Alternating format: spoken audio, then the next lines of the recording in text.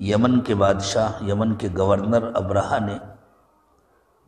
جب ہاتھیوں کی فوج لے کر مکہ مکرمہ پر چڑھائی کی تھی اور اللہ تعالیٰ نے چھوٹے چھوٹے پرندوں کا لشکر بھیجا تھا ان پر آسمان سے بمباری کرنے کے لیے، آسمانی حملہ، فضائی حملہ انسانی تاریخ میں پہلی مرتبہ ہوا تھا۔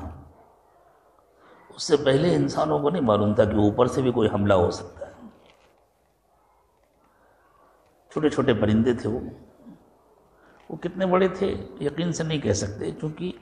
ہماری اردو زبان میں ابابیل ایک پرندے کو کہتے ہیں، عربی میں ابابیل کسی پرندے کا نام نہیں ہے۔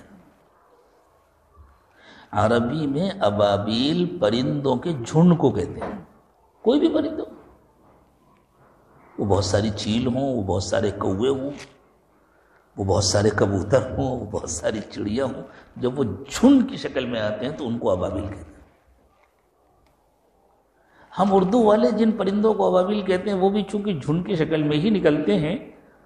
تو ہم لوگ ان کو ابابیل کہتے ہیں، تو ہمارے ذہن میں آتا ہے کہ وہی پرندہ ہوگا چھوٹا سا۔ یہ ضروری نہیں ہے وہ چھوٹا تھا کہ بڑا تھا، کتنے سائز کا تھا، اللہ کو معلوم۔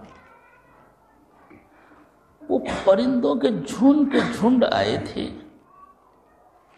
ان کے پنجوں میں ایک ایک کنکری تھی اور ان کی چونچ میں ایک کنکری تھی، یعنی ہر پرندے کے پاس 3 کنکر۔ وہ بمبار پرندے تھے وہ،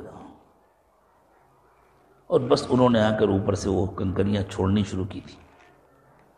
اور جیسے بندوق کی گولیاں لگتی ہیں ایسے وہ گولیاں، وہ کنکریاں ابرہہ کے لشکر پر گر رہی تھی۔ ہاتھی کے اوپر گرتی تھی تو ہاتھی کو پار کر کے نیچے چلی جاتی تھی، سوار کے سر پر اگر لگتی تھی تو جسم کو پار کر کے نکل جاتی تھی، اور جو ان کی لاشیں پورے علاقے میں پھیلی ہوئی تھیں، گری پڑی تھیں، قرآن نے اس کو کہا فَجَعَلَهُمْ كَعَصْفٍ مَأْكُولٍ، ہم نے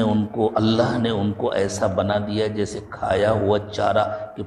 جانور چارہ کھانے کے بعد بکھیر دیتا ہے، پھیلا دیتا ہے، ایسے پھیلے پڑے۔